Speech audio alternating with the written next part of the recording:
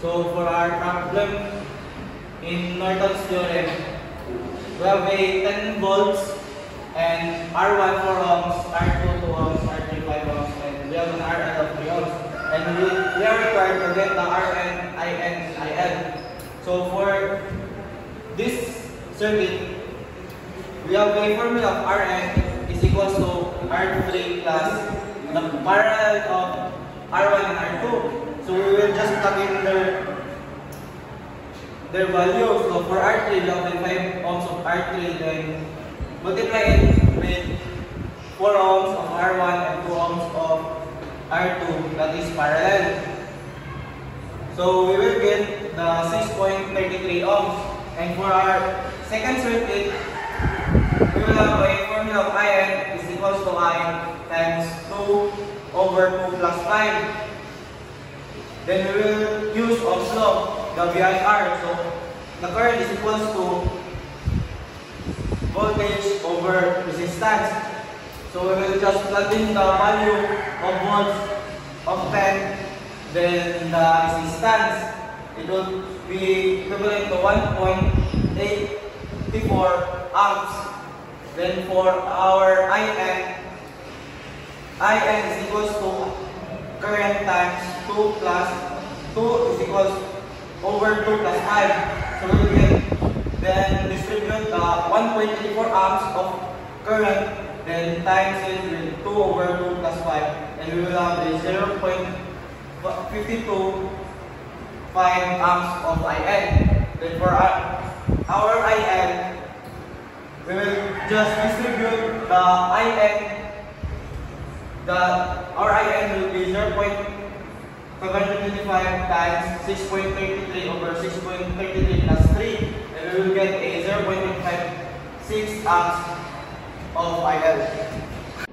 So for our problem in Thevenin's theorem, we'll have two different circuits, the parallel and the series, and we are required to get the RTH and VTH.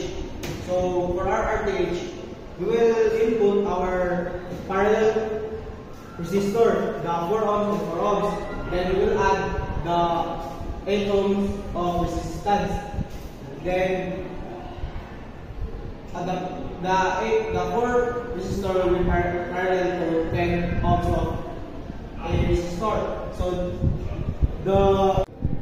So the result of this equation will be this one: 4 times 4 ohms over 4 plus 4 ohms plus 8 ohms of resistance is parallel to 10 ohms. Then it will be equivalent to 2 plus 8 parallel to 10, and the equivalent of this equation will be 10 times 10 over 10 plus 10 of ohms. It will be, the final will be 5 ohms. Then for our series circuit, we will get first our IL before we can get our VTH. So to get our IL, we will use Ohm's law or the VIR.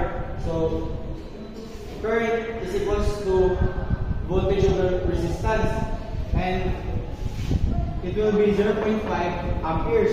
And to get our R1, we will just add our two resistance of 8 and 10. Then it's parallel that are 4 ohms. Then added with 4 ohms of our resistor. Then it will be equivalent to 18 times 4 over 18 plus 4. And we will just substitute our value of our resistance plus 4.